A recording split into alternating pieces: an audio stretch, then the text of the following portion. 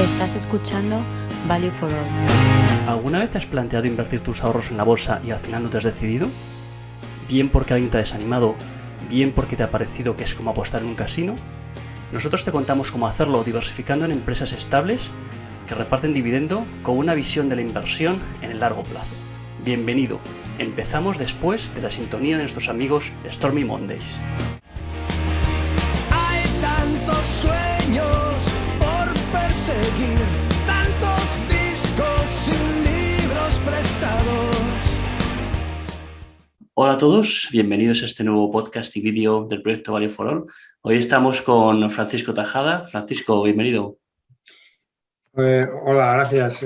Gracias, Gustavo. Encantado de estar con vosotros. Lo primero hay que decir que hay que hacer una pequeña desambiguación, ¿no? Como cuando uno va a Wikipedia, porque aquí ya hemos tenido un Francisco Tajada, pero que no eres tú, sino que es tu hijo, ¿no? Estuvimos con Francisco Tajada Lostao, que es tu hijo, es autor del proyecto Value for All, y va a volver a participar hablándonos de criptomonedas en los próximos meses, pero hoy estamos con Tajada Senior, ¿no? Tajada Duaso, que es su padre, gestor de fondos, de Investivity en Suiza y de Augustus en España, si no me equivoco, Francisco. Así es, sí. Tengo dos sombreros. Dos sombreros, ¿no? Bueno, pues muy interesante porque además eres ingeniero industrial, según creo, ¿no? Ingeniero mecánico, exacto. Ingeniero mecánico. Bueno, Kiko también estudió ingeniero industrial mecánico, como yo.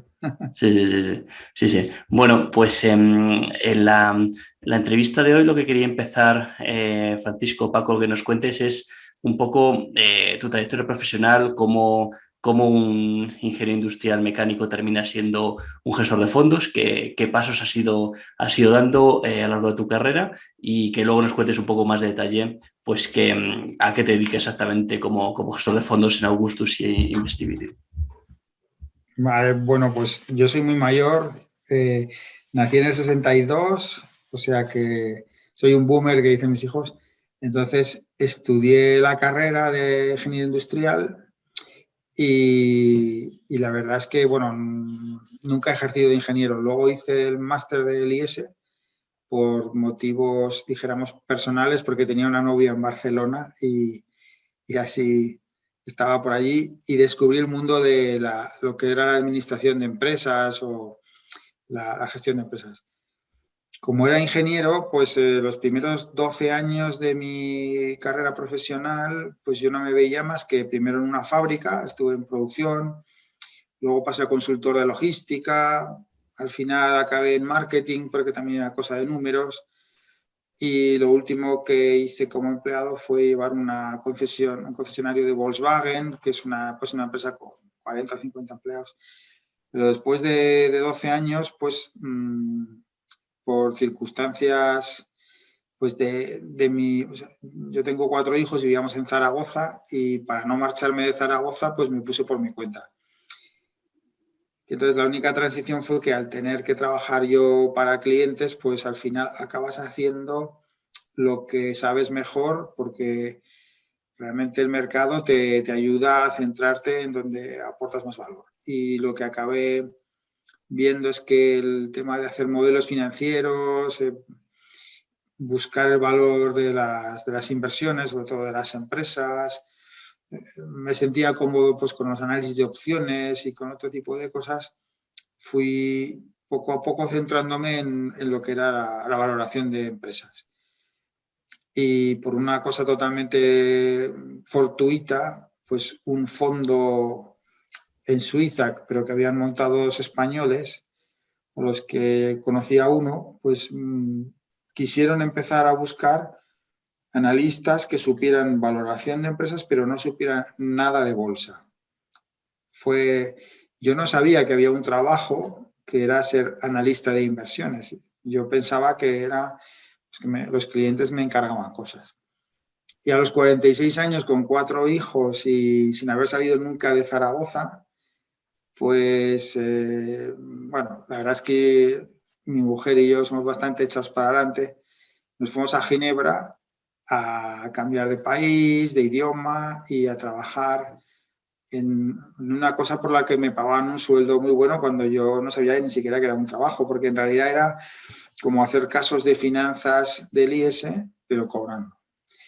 Estuve 3 años, los mejores años, dijéramos, como empleado, y ahí fue donde di el cambio al mundo de las inversiones, como analista.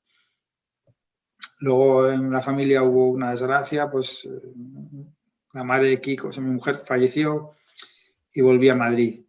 Y cuando ya pensaba que había todo terminado, pues al cabo de 3 años me volvieron a llamar de Suiza porque un compañero mío iba a montar lo que se llama un single family office, o sea, gestionar el patrimonio de una persona. Y entonces, desde el 2014 hasta esos 5 años, no solo hacía análisis de cotizadas y empecé a llevar un fondo, que sería el paso normal a portfolio manager, sino que al ser un business angel muy conocido en Europa, analicé muchas oportunidades de capital riesgo, de venture capital, miré más allá de las finanzas, yo diría que veíamos 500 oportunidades de inversión e hicimos 5. Entonces empecé a poder distinguir mejor, no sé cómo decir, los mercados cotizados de las inversiones no cotizadas, y me ha sorprendido siempre que tengan tan poca prima las empresas cotizadas, porque la cantidad de esfuerzo y de trabajo que te ahorran contra un proyecto no cotizado es enorme. El caso es que estuve allí y desde hace 2 años ya dejé poco a poco el Single Family Office y llevo fondos en Suiza y en una gestora española, fondos de cotizadas, y también asesoro a algunos clientes en Suiza sobre cómo gestionar sus inversiones o su liquidez, ¿no?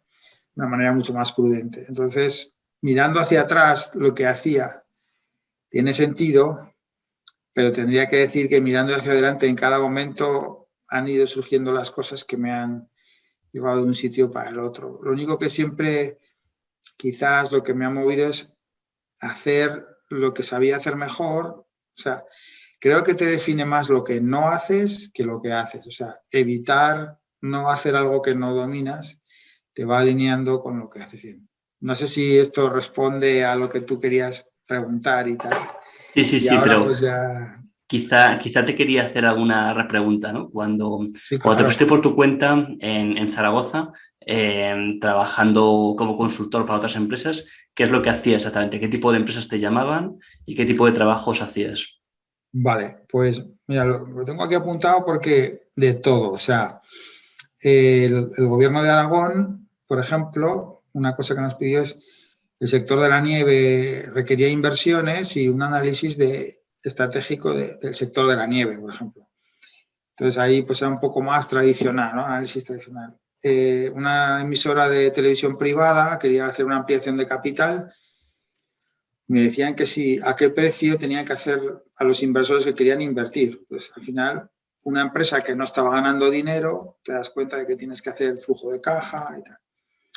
Y luego valoraciones para los aerogeneradores de que había en Aragón, cuánto valían los parques, una inversión de biodiesel de una cooperativa, o sea, pero era una cosa que poco a poco te vas dando cuenta de en dónde tú tienes más fortalezas. Por ejemplo, a veces yo había sido director de un concesionario, pero me llamaban para mejorar las ventas de una empresa y decían, mejor que llames a otra persona porque yo veo que tengo otros puntos fuertes, ¿no? No sé si eso es lo que... Sí. Sí. Y entonces, de ahí, digamos, te fuiste a Ginebra y lo que hacías allí básicamente era para trabajar para un business angel. No, en Ginebra primero trabajé en un fondo de inversión. Y eso sí que era un trabajo muy sistemático. O sea, era sistematizar lo que había estado haciendo. Es una plantilla con un flujo de... Bueno, al final una cuenta de resultados, un balance y un cash flow, donde te das cuenta que todo es lo mismo, pero visto desde distintos ángulos. Generabas unas estimaciones del free cash flow que iba a crear la empresa, hablabas con analistas sell side, que son los que te ofrecen las recomendaciones, hablaba con la empresa, entendía un poco las 5 fuerzas. Bueno, al final tenías que hacer un caso del IS, de estrategia competitiva, y veías los flujos futuros que riesgo tenían y hacías una recomendación. Al principio, a mí me gustaban mucho las empresas endeudadas por el apalancamiento, pero viví la época del 2008 y realmente ahora soy muy escéptico cuando veo empresas muy apalancadas, porque lo veo como conducir muy deprisa por la ciudad. Pues probablemente llegues pronto a la cita, pero también te puedes tener un accidente, ¿no? Pero bueno, fui haciendo modelos y modelos y modelos de empresas cotizadas que me decían los gestores que hiciera el análisis. Entonces era un trabajo más industrial, dijéramos, que el de consultor. Dependía del sector, pero siempre era lo mismo. Hacer una recomendación de inversión. Sí. Y luego ya pasaste a trabajar para el Business Angel, ¿no? Entonces luego pasé a trabajar para un Business Angel en el cual, en vez de ser un fondo, era el dinero de una persona. Entonces cambia mucho porque las inversiones las miras como las mirarías para ti, ¿no? O sea, las pérdidas que tenga una inversión las va a asumir una persona, no es un ente ahí con mil inversores. Y entonces le aprendes a intentar quitar riesgo, por ejemplo, la deuda y todas estas cosas, porque es diferente. Y luego te das cuenta de que las empresas no cotizadas pues tienen muchas más dificultades para la valoración que las cotizadas. Claro. Y ahí distinguí mucho. De hecho, nosotros le exigíamos una tasa de rentabilidad mucho más alta al capital privado. Y luego me ha sorprendido que la gente no lo distingue. O sea, puede haber empresas más caras. Vimos una cadena de gimnasios, la compraban más cara que si tú comprabas la cadena cotizada inglesa. Y yo decía, pues es que esto yo no lo acabo de ver. Y al final, pues claro, no era una buena inversión la cadena.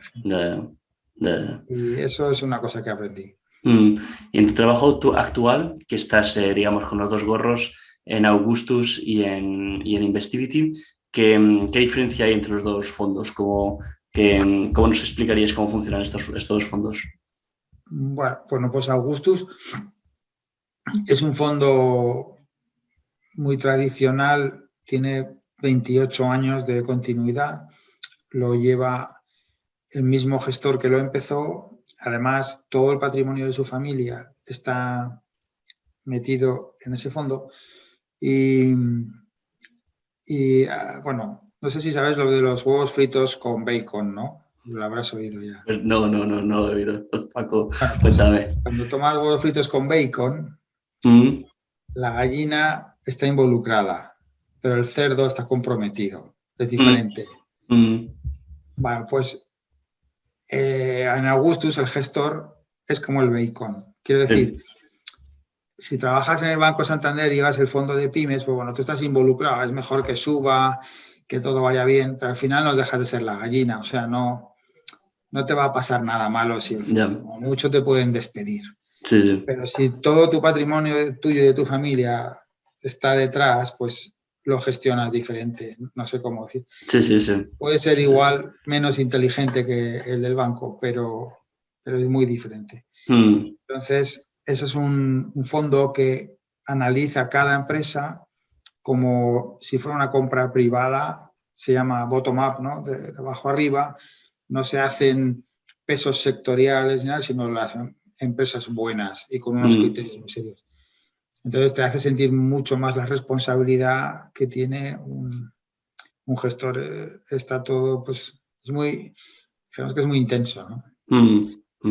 Y son empresas cotizadas en este caso siempre, ¿no? Sí. Cotizadas y el 90% es europeo. Porque hay que tener cercanía con los gestores, cercanía para entender realmente qué hay detrás, ¿no? O sea, estás haciendo inversiones como si fueran inversiones privadas. Y era un poco lo que hacían en Suiza. Lo que hago ahora en Suiza es una ocurrencia mía, que es, yo siempre he creído mucho en la valoración y lo que decíamos que en el mercado al final, a largo plazo, para mí el factor más importante es que la valoración por el descuento de flujos de caja tenga sentido. O sea, a la larga el precio tiene que converger al valor de la inversión. A corto plazo no, pero a la larga sí. Entonces, como yo llevo muchos años haciendo modelos, con Bloomberg creé un algoritmo que descarga datos y genera valoraciones, pero dijéramos industrializadas, ¿no? O sea, puedo comparar 200 empresas y ver de ellas cuál sería su valor con los mismos criterios. Entonces lo he mezclado con un tema que es el momentum, que es un factor un poco ortogonal a la valoración. Yo siempre lo explico como si tú tuvieras que comprar 20 pisos en Zaragoza, pues te coges o los que están más baratos o los que están subiendo porque están de moda, ¿no? Entonces, eso es un sistema, es una aproximación cuantitativa que lleva un año y es como un bebé para ver si realmente las empresas que o tienen momentum, que es la forma de decir que están de moda, o tienen descuento por flujos de caja, pues la combinación de los dos factores, como la correlación es muy baja, debería dar un fondo que pudiera batir al índice que es el MSCI World. Esa es una parte de mi trabajo. Por otra parte, hay un cliente que nos ha pedido lo contrario, que es una inversión concentrada en solo 8 empresas, que también es otra cosa que hemos hablado. Entonces tienes que elegir 8 empresas que durante los próximos 20 años tú no esperes que tengan problemas, que sigan creando valor y las monitorizas, pues claro, un fondo normalmente tiene 50, pues ahí solo tienes 8.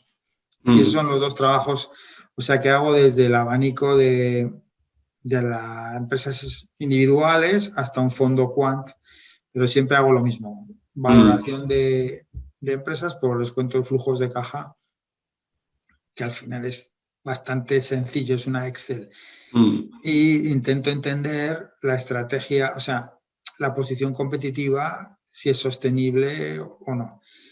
Y en el fondo, pues es un continuo, pero hago todo lo mismo. Bueno, el portfolio management o la gestión de carteras, pues también intento balancear las regiones, Europa, Asia y América, y un poco los sectores. Los únicos sectores que nunca invierto son los bancos, porque yo creo que ni ellos mismos entienden su balance y me parece, como decía un profesor, un gestor, decía, el balance de un banco hace que el hedge fund más complicado parezca las inversiones de un convento comparado con eso. O sea, es muy complicado.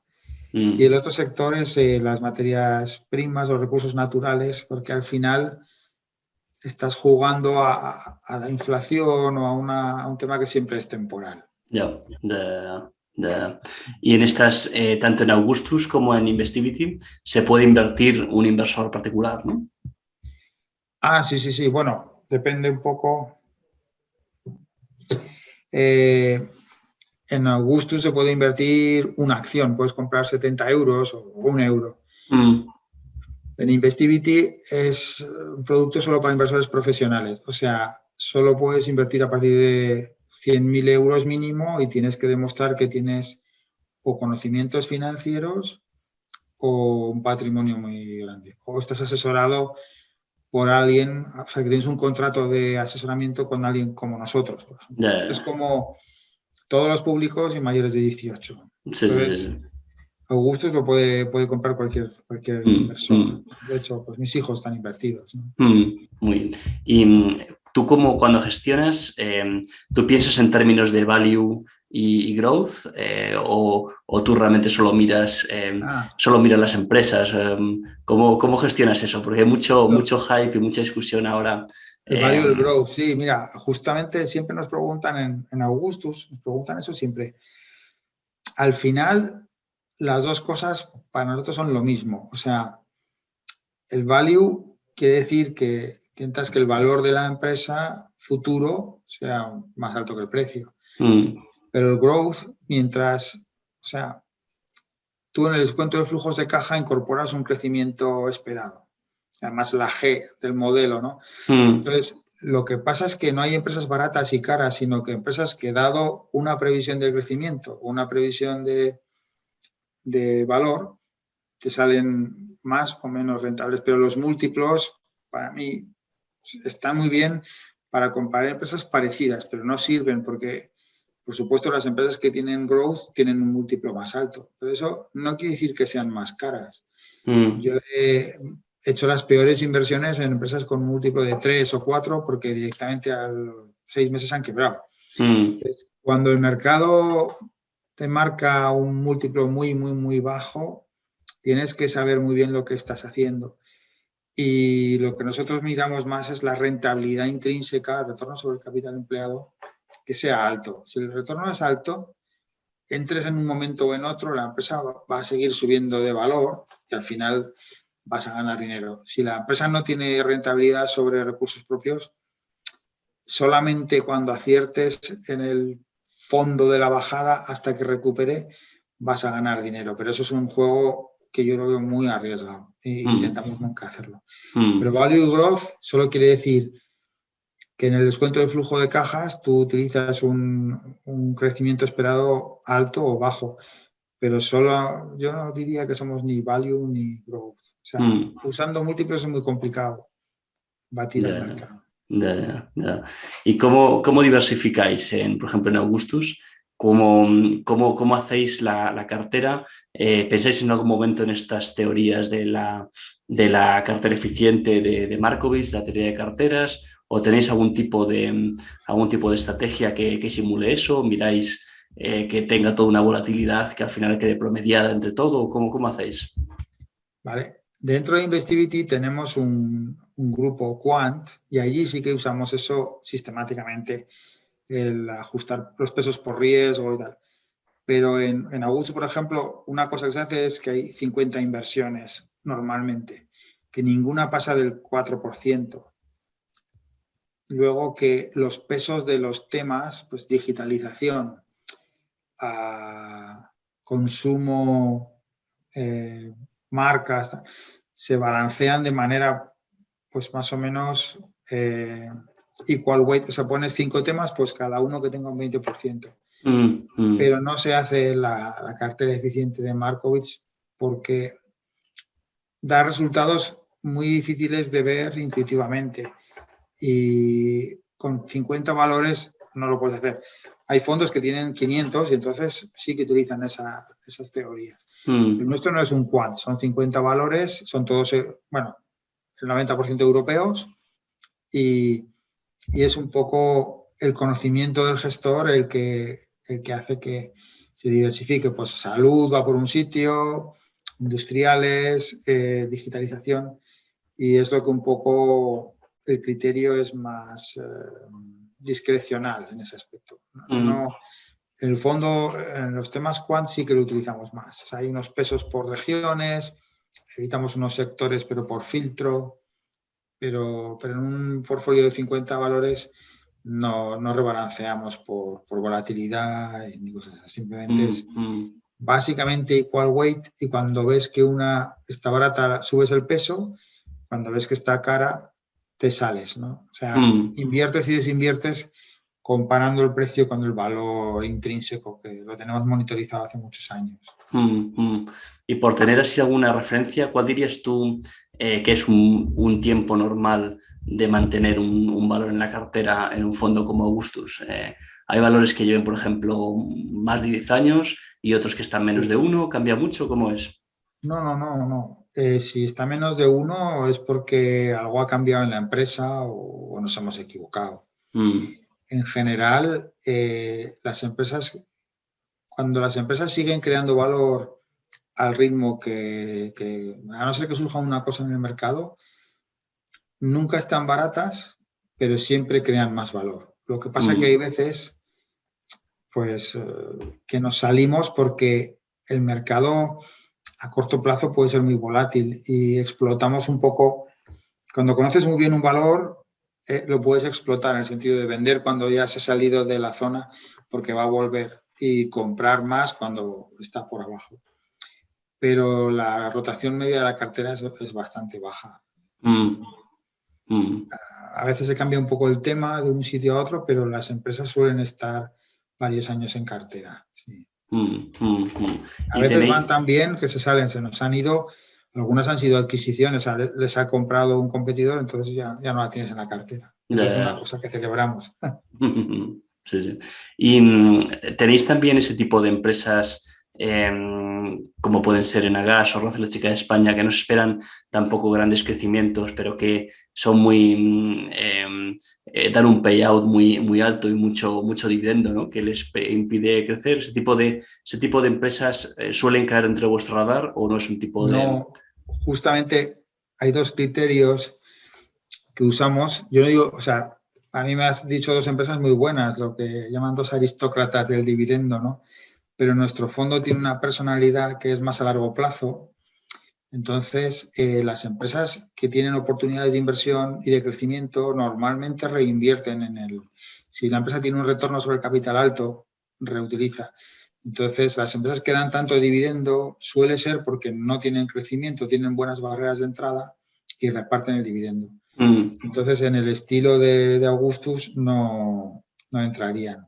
En el fondo Quant, sí, y luego tenemos el tema de las 8 inversiones, es una cosa que sí que utilizamos porque eso sí que te baja la volatilidad del fondo, porque tienes empresas que, bueno, dan un dividendo y se comportan de manera más estable. Claro. Entonces, en Investivity, por ejemplo, sí que tendrían cabida ese tipo de empresas.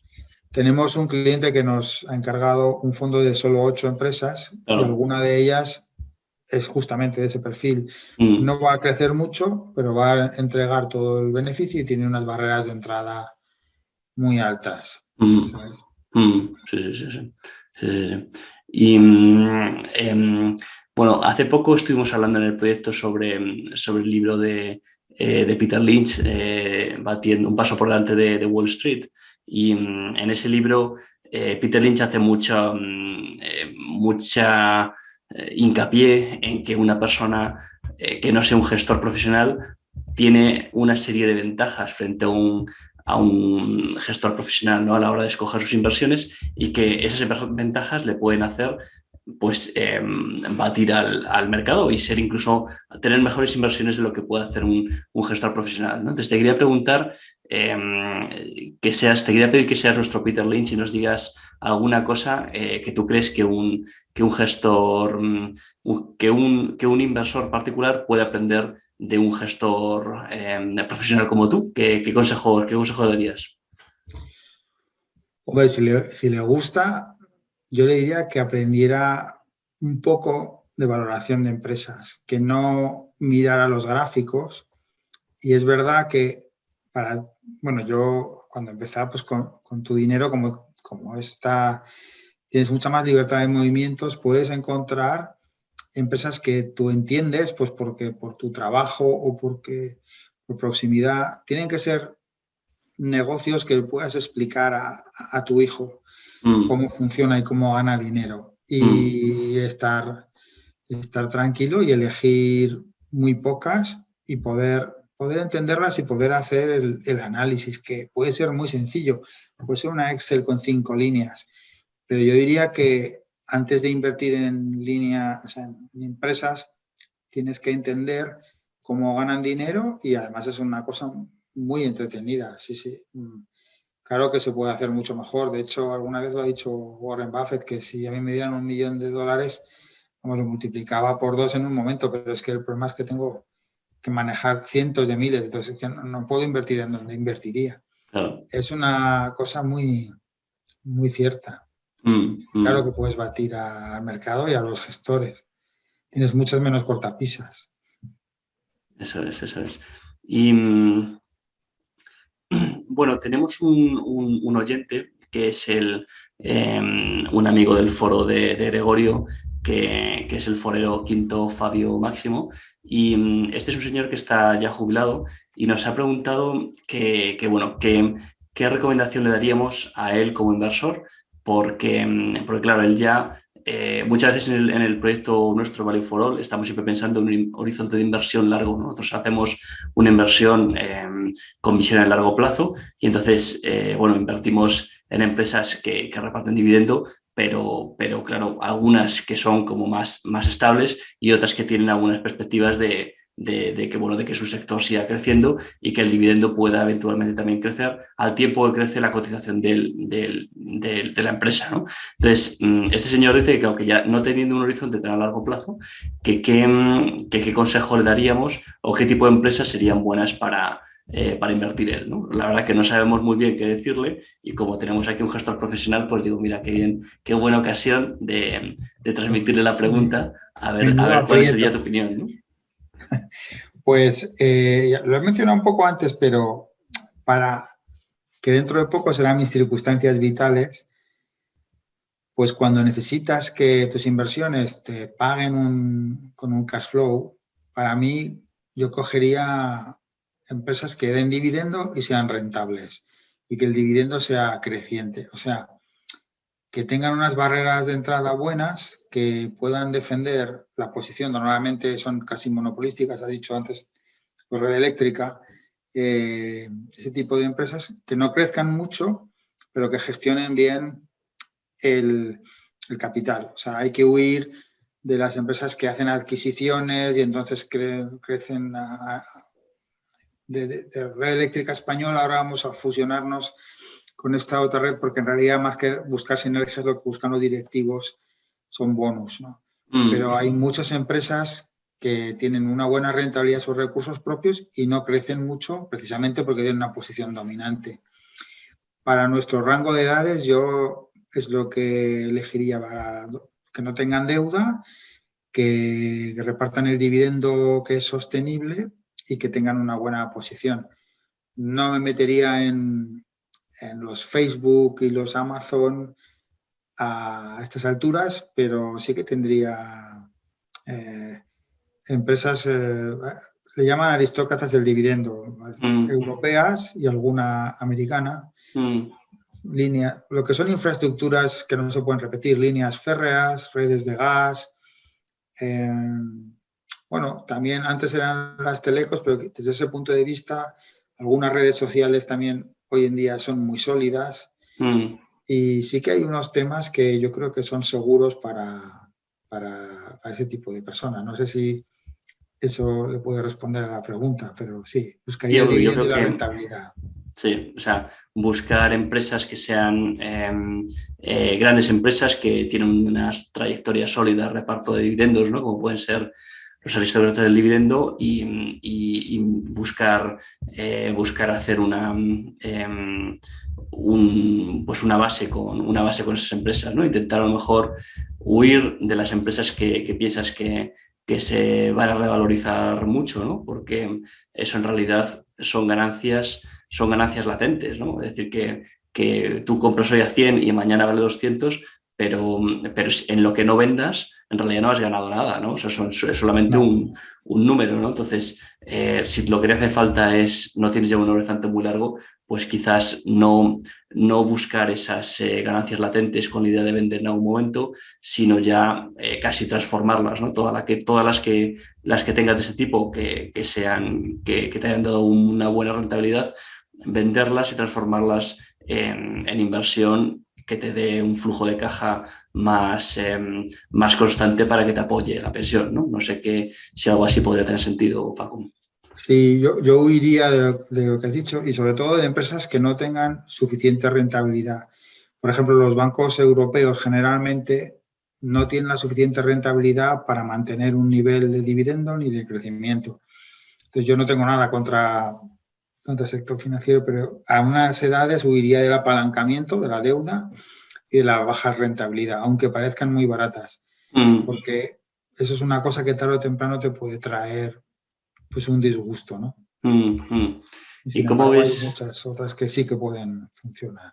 ¿Cómo ves empresas cíclicas, ¿no? Como pueden ser transportes, petroleras, transportadores de petróleo, mineras, que bueno, ya nos has dicho que no te gustan mucho, o algunas más de transporte marítimo, que claro que son empresas que cuando el ciclo está de cara, pues va muy bien y esas suelen también repartir mucho dividendo, ¿no? Cuando han tenido unos años buenos, pero claro, ese dividendo no está garantizado porque cuando vengan años malos, pues claramente lo quitarán, ¿no? Sí, pues mira, nosotros, por ejemplo, has dicho el transporte, ¿no? Por ejemplo, hay los freight forwarders, las empresas de Third Party Logistics, me gustan mucho más que las empresas de transporte. O sea, ellos siempre están en medio, pues Kuehne y Nagel, Panalpina, DSV y Panalpina. O sea, hay sectores en los cuales puedes estar, pero en empresas que sean menos cíclicas. En recursos naturales hay empresas que fabrican equipos de minería, en oil and gas, empresas de exploración, pero siempre empresas que tengan barreras muy fuertes de entrada, por ejemplo, el efecto de red que tienen los freight forwarders grandes, que ya tienen los clientes, o que tengan una tecnología superior y van a crecer, pero no vas a estar tan dependiente del ciclo. Y siempre solo empresas que sean rentables. O sea, una empresa rentable puede ser cara, a la larga siempre va a subir de precio, pero una empresa que tenga baja rentabilidad yo no la cogería, y mucho menos si está endeudada, porque entonces es mejor jugar a los euromillones, yo creo. Sí, sí. Sí, sí. Muy bien. Por ejemplo, en transporte hay unas que fabrican Tecnigas, pues fabrica la tecnología para el gas licuado. O sea, hay que buscar el sector que sea la tecnología o la protección para tus inversiones. No importa qué sector. Sí, sí, sí, sí, sí. Muy bien. Y bueno, pues no tenía más preguntas sobre tu carrera, pero tengo mucho interés en hacerte un cuestionario que solemos hacer a la gente que entrevistamos para conocer un poco más, profundizar un poco más en algunos temas más económicos y de pensamiento económico. ¿Estás preparado para el cuestionario, Paco? Sí, espero que vaya bien. Sí. Sí. Bueno, pues solemos empezar con una pregunta sobre el salario, no tanto sobre el salario actual, sino en el salario del que fue tu primer trabajo y cómo lo sentiste, ¿no? En relación a lo que habías estudiado, ¿no? El haber estudiado ingeniería industrial y tu primer trabajo, ¿te sentiste que el salario remuneraba los esfuerzos que habías hecho a la hora de estudiar? ¿O te parecía que a lo mejor pues un transportista, un amigo tuyo que conocías de pequeño, pues con un trabajo no tan técnico y tal, pues podía estar en salarios parecidos? ¿Cómo viste esa incorporación al mercado laboral? Bueno, yo era muy jovencito porque antes estudiabas el máster después de la carrera y tenía 24 años. Entonces, la verdad es que me pagaban 2,5 millones de pesetas de salario, que serían ahora 15.000 euros. Pero para ponerlo en perspectiva, el IES costaba 15.000, o sea que era un sueldo muy bueno para la época y me pareció, o sea, yo nunca había trabajado, entonces... O sea, digamos que el IES costaba un año de salario de ingeniero industrial, por decirlo así. Menos de un año. Menos de un año. Ahora cuesta bastante más, entonces... El producto ha ido mejorando de precio, pero en esa época costaba 1.300.000, la mitad del salario anual. Me costó todo el IES. Entonces, de hecho, llamé a mi casa, a mi madre, a decirle, oye, que es que me han dicho que al acabar voy a ganar esto y tal. Y yo estuve en la banda baja, pero mis primeros años de trabajador lo disfruté un montón y no me esperaba ganar un sueldo alto. O sea, que me pareció... un sueldo muy bueno, que tampoco era tan bueno, pero vamos, me independicé joven y me permitía, ahora yo no lo sé, pero tener un apartamento alquilado, me compré un coche, me iba a esquiar, cosas que me parecían muy, muy atractivas. ¿Te parece que se ha perdido mucho en España con respecto a esos años? Muchísimo, sí. Lo he hablado con mis compañeros del IES, porque un ratio que hemos hecho es el precio del IES comparado con el precio porque al final es lo que te tienes que endeudar y lo que obtienes a cambio. Sí. Yo creo que ahora el IS debe costar 80.000 euros o algo así. Pues, Mm, bueno, 160.000 no ganas con tu primer trabajo en el IS. Entonces decíamos, tuvimos mucha suerte de estar en el momento que nos tocó, ¿no? mm, Y ahora veo que hay que esforzarse mucho más para tener una posición de salida ventajosa. mm, O mm. lo que está pasando conmigo, con algunos de mis hijos, es marcharte de España, porque eso es otra cosa que cuando estás fuera lo ves, que el esfuerzo no está retribuido aquí, o sea, aquí me refiero a España, como en otros sitios. Mm. Están más retribuidas otras cosas que no son un poco ortogonales al esfuerzo, ¿no? Ya, ya, ya, ya, ya. Bueno, y no sé si te gusta el fútbol, Paco. Sí, claro, me gusta, sí, sí. Si te Trabajé en gusta, fútbol en Adidas. trabajaste en Adidas, es verdad, sí, sí. ¿Y que eres fan de algún equipo? ¿Eres fan de Zaragoza o no? Tengo para mi vergüenza, porque está en segunda, pero yo soy fan del Zaragoza, luego de la selección y ya está. Vale, vale. Nada del Real Madrid ni tocarlo, ¿no? Me imagino. No, al revés, he disfrutado mucho viendo a ver partidos cuando el Zaragoza ganaba a Real Madrid en Ah, casa o sí. fuera. Pero eso hace ya, bueno, 20 años por lo menos, sí, sí. Por lo menos 20 años, sí, sí. Sí, tiempo. Me imagino que te gustaría ver ahí a Snyder, ¿no? Cuando estaba en sus buenos tiempos, ¿no? Snyder le metimos 6-2 al Barcelona, rompió la cintura a Koeman varias veces, Mm, 6-1 al Madrid en la semifinal de la Copa un año. Esas cosas mm. las recuerdo con mucho gusto, Sí, ¿no? pero ya yo creo que tardarán en volver. Tardará en volver, ¿no? Bueno.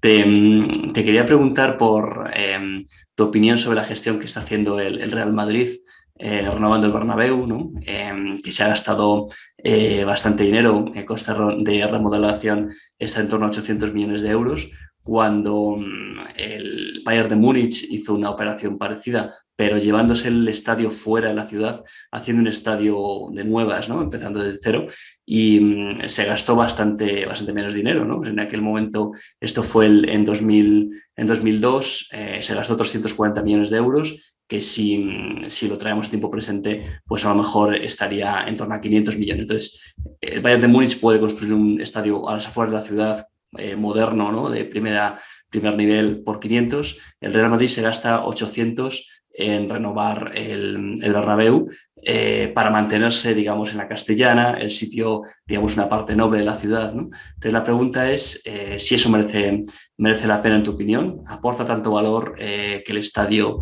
quede céntrico en la ciudad, o tú crees que bueno, un estadio deportivo pues, puede tener más recorrido si está en las afueras. ¿Cómo lo ves esto? Bueno, aparte del fútbol, o sea, los concesionarios de coches, los colegios de curas y los clubes de fútbol han tenido una forma tradicional de crecer, que es crear zonas nuevas en la ciudad, llevar ahí los colegios o los concesionarios o los estadios y luego seguir desarrollando la ciudad. Pues es una forma muy, muy típica, ¿no?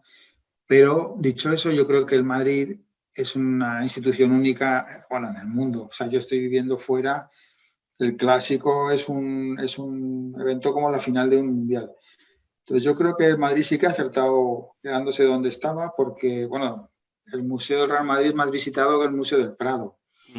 Entonces, no sé, yo no lo compararía. El Bayern Múnich es un equipo, pues Múnich es una ciudad muy rica, pero no tiene comparación con el Real Madrid a nivel de historia y eso. Y eso que ya te digo que yo soy del Zaragoza, ¿no? Yo creo que Florentino, pues ahí ha acertado plenamente. O sea, es un activo intangible y va a estar siempre ahí. Me parece que acierta mucho más pues, maltratando a los jugadores y mimando al estadio, ¿no? Que muchos clubes hacen al revés, como tenemos el Barcelona, ya hemos visto a lo que lleva, ¿no? Sí, sí. Entonces, sí, yo creo que es una institución muy, muy bien gestionada, el Real Madrid. Vamos, yo creo que es la mejor. Y el Bayern Múnich, estoy de acuerdo que está muy bien, pero también le ayudó a Allianz, le ayudó a Adidas en la financiación. Y Múnich, pues bueno, es una capital, pero no es tan importante como Madrid en Europa. Lo que pasa es que yo creo que los españoles somos nos desvalorizamos mucho a nuestras propias Tus propias cosas, ¿no? No sé. Sí, Yo fui a ver el estadio del Manchester United cuando estaba en Adidas y decía, vamos, que no tiene ni comparación con el Bernabéu o el Nou Camp, y nosotros lo tenemos como mitificado. Bueno, sí. eso es un poco nuestro carácter, ¿no? Sí, sí, sí, sí, sí, sí. Bueno, la segunda pregunta tiene que ver, no es tan, no es de fútbol y es una cosa un poco más macro, ¿no? Es sobre la subida del salario mínimo interprofesional en España, que sabes que hay mucho debate, ¿no? Muchos políticos de izquierdas dicen que cuando se sube el salario la gente tiene más dinero, entonces se gasta más, con lo cual se genera más empleo, ¿no? Mientras que un poco la ortodoxia económica dice que en realidad lo que se hace es destruir empleo, porque hay gente que si, digamos, se le tiene que pagar por encima de lo que produce, pues lo que hace el empresario es no contratarles, y entonces que en realidad lo que sucede es que se acaba perdiendo empleo, ¿no? Luego esto, el Banco de España hizo un estudio en el que pues, no apoyaba las tesis, digamos, de los políticos de izquierdas, y luego le dieron el premio Nobel este año pasado 2021 a David Card, que tenía un artículo donde tangencialmente trataba sobre el tema, y entonces eso los políticos han arrimado el asco sardina diciendo que, bueno, fíjate, le han dado el premio Nobel de Economía a una persona que dice que subiendo los salarios mínimos no se destruye empleo, ¿no? Cuando es una cosa que ese economista ha renegado de esa lectura de sus resultados, porque él no estaba específicamente queriendo decir eso con sus resultados. Entonces, bueno, dentro de que evidentemente hay muchos factores y muchas variables, y no te pido aquí un modelo econométrico para que digas que te sale, ¿no? Sino simplemente un poco tu sensación, también que tú vives en Suiza, que es un país donde hay mucho más una situación económica mucho más liberal de lo que hay en España, pues un poco cuál es tu sensación sobre esta subida del salario mínimo interprofesional. Joder, qué pregunta más difícil. Bueno, a ver, yo creo que el salario mínimo, si está en línea con el salario mínimo de la economía, no afecta mucho. Ahora en Ginebra han puesto el salario mínimo, acaban de poner en 3.800 francos, que sería como 3.600 euros mensuales. Pero es que ese era el salario que tenías que pagar a alguien, porque además, si no, no puede vivir, ¿no? Porque todo es muy caro. Entonces, bueno, eso no afecta mucho, pero el hecho de que por subir el salario mínimo crees empleo, vamos, me parece un disparate, o sea, yo estoy totalmente en desacuerdo. Yo creo que sí que crea mucho empleo, por ejemplo, es el despido libre, o sea, poder despedir a la gente cuando no funciona, pero eso es clarísimo, porque las empresas el salario mínimo no influiría tanto como el despido libre. Pero al final, España es un país en el que solo puedes decir unas cosas y otras no las puedes decir. En Suiza el despido es totalmente libre, o sea, te avisan con 2 meses o con 1 mes y ya está. Pero no hay paro, hay 0 paro. Y los salarios son muy altos. Entonces, el hecho de que haya bolsas, haya sitios donde la gente no la vayan a poder despedir nunca, baja su productividad hasta el punto de que ves las bolsas del Corte Inglés por la oficina, y sin embargo la gente habla del salario mínimo. Yo creo que el salario mínimo, si está en línea con lo que es la economía, pues marginalmente algún empresario pues hará algunas trampas. Pero yo no creo que eso influya tanto en la creación de empleo. Hombre, claro, si pusieras en España ahora 3.000 euros de salario mínimo, normalmente destruirías mucho empleo, muchas empresas tendrían que cerrar. Pero yo creo que si está en línea con lo que es la realidad económica, sí. Pero es verdad que si lo subes, o sea, sería como decir que si yo creo que si subes el precio de algo, baja la demanda. Pues que eso es una curva que está estudiada. O sea, negar eso pues es como negar la ley de la gravedad. No sé. Sí. Pero no mucho. Yo diría que no es tanto. Vale. Tenemos luego otra pregunta también de fútbol, también del Real Madrid, que es si tú crees que el Real Madrid ha acertado al no renovar a Sergio Ramos, ¿no? en este pasado año. Y esta pregunta un poco lo queremos plantear un poco en la línea de si en una empresa en general tiene que estar por encima, digamos, los intereses de los trabajadores, especialmente los trabajadores que han tenido mucho compromiso con la empresa y que han dado mucho, tiene que estar por encima de una serie de normas que pueda haber, ¿no? Entonces, por ejemplo, digo, si hay una persona que trabaja en una empresa y ha generado mucho, ha vendido mucho o ha trabajado mucho, ¿no? Ha echado muchas horas, pero luego la empresa decide que se sube el sueldo solamente una cierta cantidad a todos los trabajadores, pues esa persona se sentirá mal porque siente que ha dado más que los demás, ¿no? Pero también, digamos, para todos los demás, que haya uno que destaque, pues a lo mejor también es una cosa un poco incómoda, ¿no? Entonces, bueno, te quería preguntar, haciendo, digamos, sin extrapolarlo a otros casos, ¿no? Sino más bien en el caso de Sergio Ramos, ¿tú crees que estaba justificado que no le hayan dado la subida o el tiempo de contrato que él demandaba? ¿O que el Real Madrid pues tiene que aferrarse a las normas que tiene, ¿no? Y si hay unas normas que valen para Modric, pues también deben valer para Sergio Ramos, porque es otro jugador igual que Modric, ¿no? No sé. Hombre, lo que has preguntado al principio, o sea, a nivel general, por ejemplo, el ejército americano nunca deja atrás a sus heridos, ¿no? Económicamente es absurdo porque, total, lo dejas ahí, no tienes que mandar un equipo de rescate y no te gastas vidas y dinero en algo. Bueno, pero es verdad que combates de manera diferente si piensas que si te hieren te van a sacar de allí. Que si, bueno, eso que sacabas de la empresa, desde ese punto de vista, para una empresa a largo plazo, si mira a largo plazo, tienes que tratar bien a los empleados que lo han dado todo, porque si no la gente no es tonta, va a verlo y ya no van a darlo todo, si son medianamente inteligentes. Sí, sí.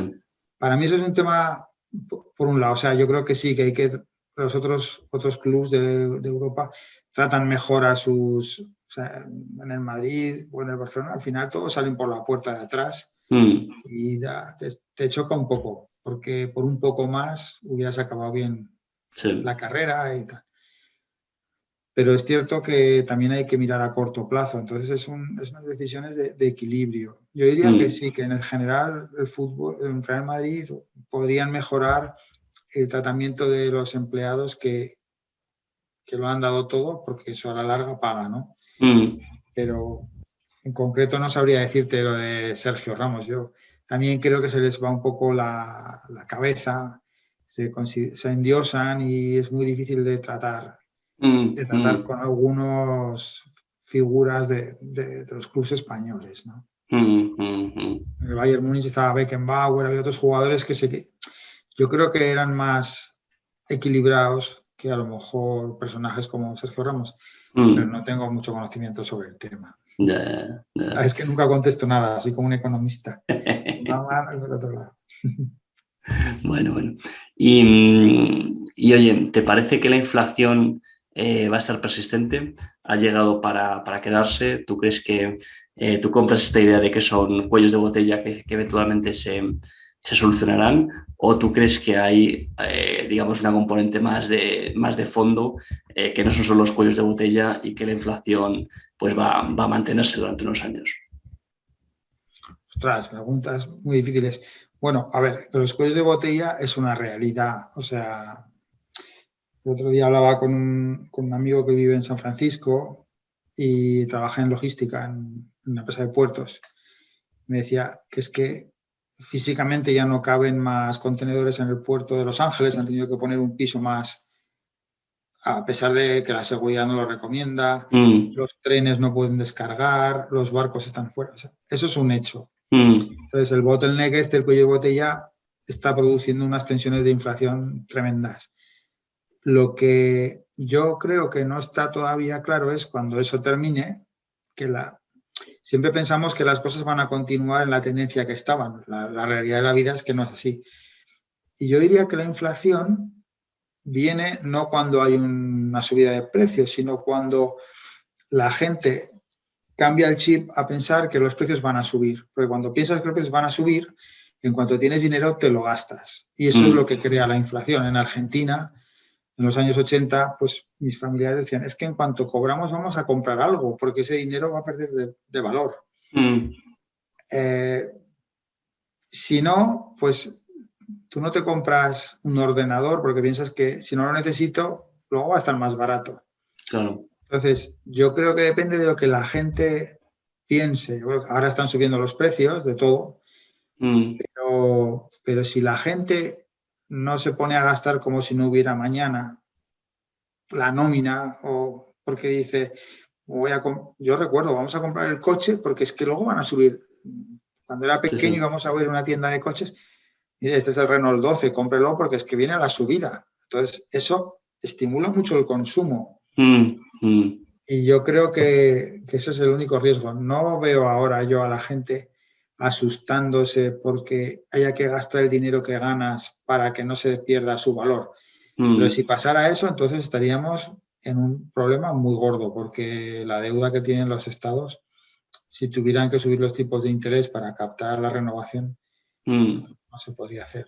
Yo diría que si tuviera que apostar mi dinero, no, la inflación va a ser transitoria. Muy bien, bueno, pues oye, ojalá que aciertes, ¿eh? Ojalá que aciertes. No lo sé. Bueno, ya la última pregunta, Paco, Francisco. ¿Cuánto cuesta un litro de leche en el súper? Jolín, pues mira, cuando vivía en Madrid, la leche así día, porque estábamos ahí, pues, no sé, era muy barata, 70 céntimos o por ahí. Y aquí vale más 90 por ahí, 91 euros. O sea que tú haces tu compra, tú bajas habitualmente a comprar, ¿te pateas los supermercados o no? Eso tienes que Sí, intentar. además soy ingeniero, cojo y voy por las etiquetas mirando el precio por unidad, o sea, el precio por Hacer por envase. Al unidad, eso final es. siempre compro leche de día, o sea, de marca blanca. Ahora con esta moda o sea, yo creo que hemos hecho comer a todos mis hijos muy insano. Sí, ¿no?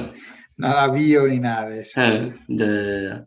Pero bueno, ahí están, ¿no? Bien sanos, ¿no? Bien. Bueno, espero que sí.